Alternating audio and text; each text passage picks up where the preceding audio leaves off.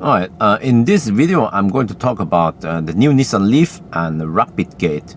So this will be the short version. I will make a long version with more details, but the short version here is for you who maybe don't have too much technical insight, or you don't care.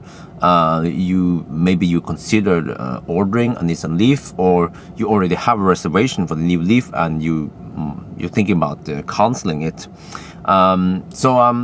First, I should explain what is RapidGate. It's this hashtag that's been going on for a while now. A little bit basics here about EVs or stuff in general. That batteries, when you fast charge batteries, it heats up. Yeah, I'm sitting in a Tesla right now, and the Tesla and many other EVs, they have active cooling or thermal management. So that means that if I fast charge this car, the car will cool down the battery while it's being fast charged to keep the temperature, not too high. Almost like, when you exercise and you run, the body creates more heat, but it sweats to try to control the temperature. Yeah. Unfortunately, Nissan Leaf does not have thermal management. So when you fast charge, the temperature will just go up, and the car will not do anything actively to reduce the temperature. But it has this passive cooling, so once you start driving again, the temperature will slowly drop, very slowly, but it will drop, yeah. And while driving, it will actually drop faster than if the car was just sitting still. But as a result of this lack of thermal management, when you go on a long trip and you fast charge, usually on the second or third fast charging session, you will get speed throttling, which means that the fast charging will be slower and it takes longer to fast charge. The big question is, can you do a long trip in the new Leaf? I would say yes, you can, but there are some limitations. So based on my trip yesterday, I drove 1,000 kilometers in one single day with a new Leaf to test out things. And you can drive about 300 to 400 kilometers before you start getting those speed throttling. And normally, if there's no throttling, you will get about 45 kilowatt. But once it hits, then you will be reduced to only 22 kilowatts. So that's about half the speed. But I guess it depends. Like, for instance, if you're going to drive from Oslo to Stockholm, which is about 500 kilometers, the throttling might occur after like 4 or 5 hours on the road and charging and all that. And then if you plan a dinner at that point, then let's say you stop for 45 minutes to 1 hour, then okay, it's slow, but you get the time to eat and relax a bit, and then you can push it and maybe go 500 kilometers in one day. But I think 500 is the break point. Yeah, if you want to push it further, go more than 500 kilometers, that will be painful and slow. Yes, like I experienced yesterday when doing 1,000 kilometers.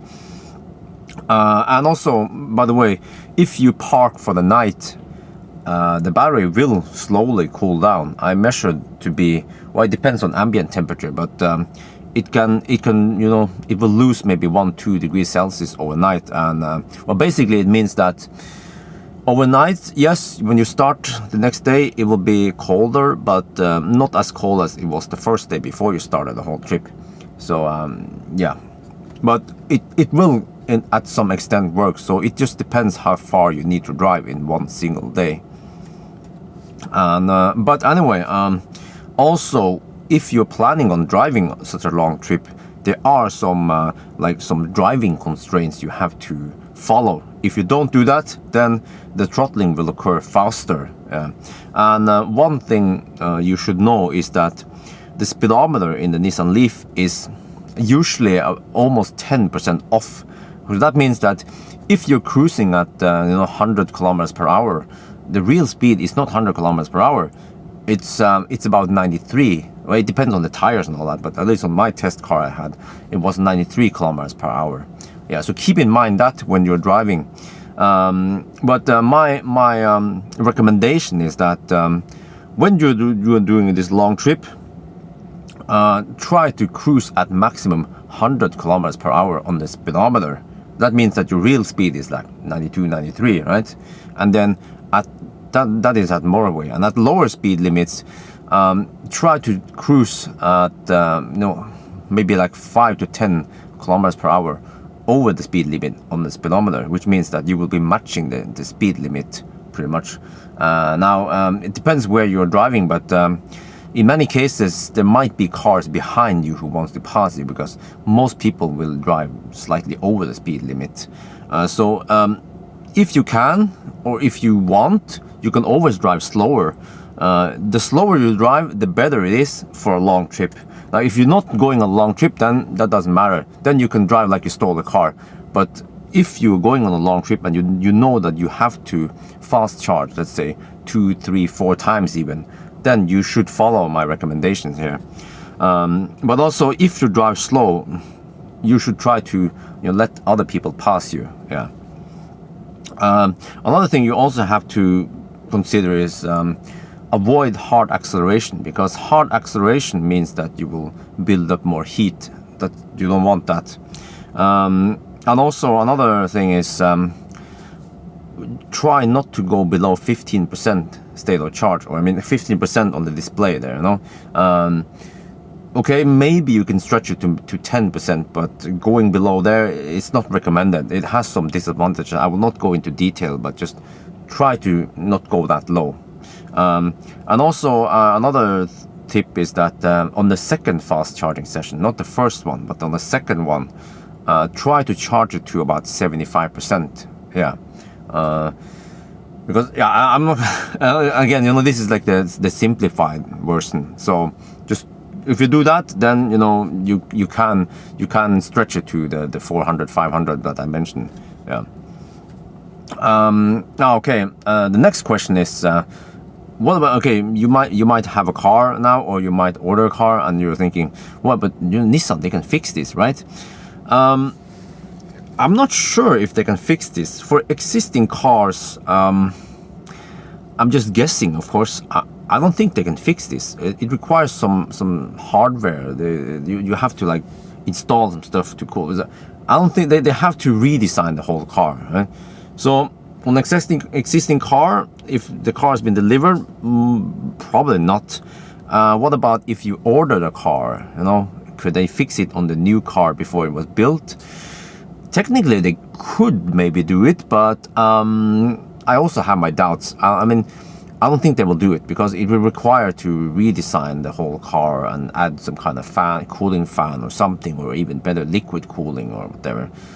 So I have my doubts that Nissan will fix it. Now, they could fix it via software update. That will apply to all the existing cars too. But in reality, it will just, okay, they can fix it to allow higher charging rates at high temperature, but that is bad for the battery. You don't want that. That's actually the case for the 30 and the 24 kilowatt hour packs. So yeah, because okay, so you will kind of force the car to run at high speed, but in the end you degrade the battery faster. So but the new E Plus version with 60 kilowatt hour pack will have active thermal management. It will have thermal management, active battery cooling, but that car is not out yet. Yeah, that's the thing. So you could wait for it, of course. Yeah, or you can buy the 40 kilowatt hour one and live with the limitations, or you can get, I don't know, Ioniq or whatever. Those cars does not suffer from this. And the good thing about the E Plus, the new one, the 60 kilowatt hour Leaf, is that it uses a different battery. It uses battery from LG Chem, which is the same one as Ioniq and the Kona and many others will use soon. So those batteries have proven to be good for fast charging and all that. So I guess that's it. A short video about this. So I hope this was useful for you. Yeah, in your decision whether to keep the reservation, or buy one or not buy one, or buy Ioniq or whatever. Yeah. So I guess that's it for now. And for you guys who want more details, you have to wait for the detailed version, which will take more time for me to make. Yeah. All right, so that's it for now then. Talk to you guys later.